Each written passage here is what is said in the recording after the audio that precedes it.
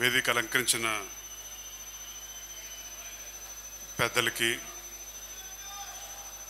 ఈనాడు కూటమి తరపున పోటీ చేస్తున్న అభ్యర్థులు రామాంజనేయులు గారికి, మాధవి గారికి, అలాగే పార్లమెంటు తరపున పోటీ చేస్తున్న పెంసాని చంద్రశేఖర్ గారికి,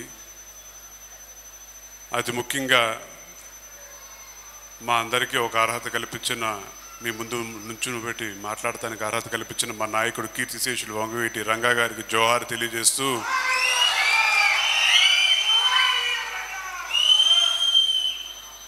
కేవలం ఒక నినాదాలే కాకుండా మీ అభిమానంతో ఇంకా కేవలం 10 రోజులు ఉంది.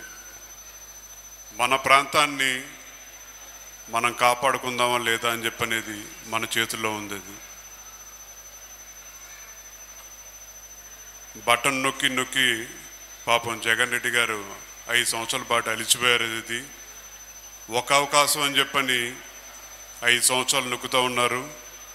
మనందరికీ 13వ తారీఖున అవకాశం వస్తుంది. మనమందరం బటన్ నొక్కి ఈ బటన్ రెడ్డి గారిని వెనక్కి పంపించేద్దామని చెప్పని కూడా మిమ్మల్ని అందరినీ కోరుకుంటా ఉన్నాను.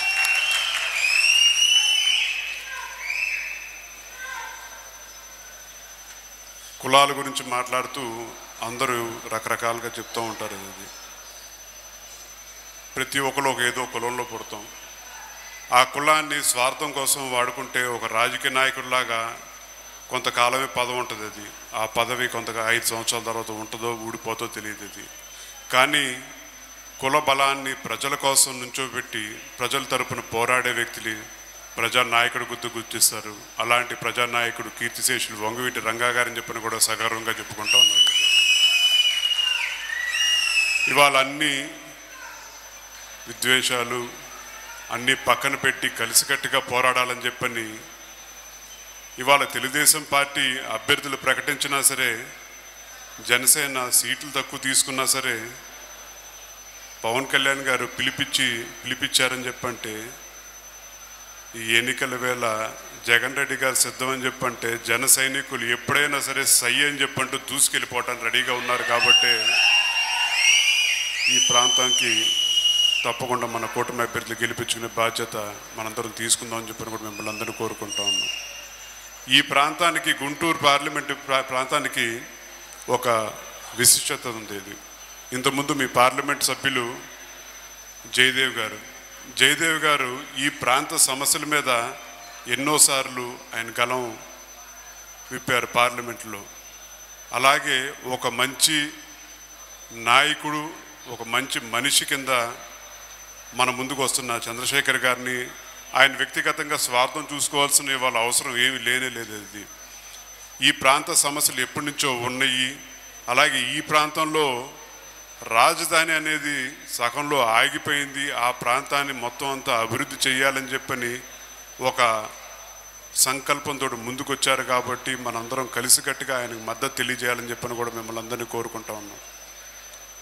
అలాగే గుంటూరు ప్రాంతం నుంచి నుంచుంటున్న మాధవి గారికి మనందరం కలిసికట్టుగా పనిచేయాలి. పనిచేయటమే కాకుండా అత్యధిక మెజారిటీతో గెలిపించుకునే బాధ్యత కూడా మనందరం తీసుకోవాలని చెప్పని కూడా మిమ్మల్ని అందరూ కోరుకుంటూ,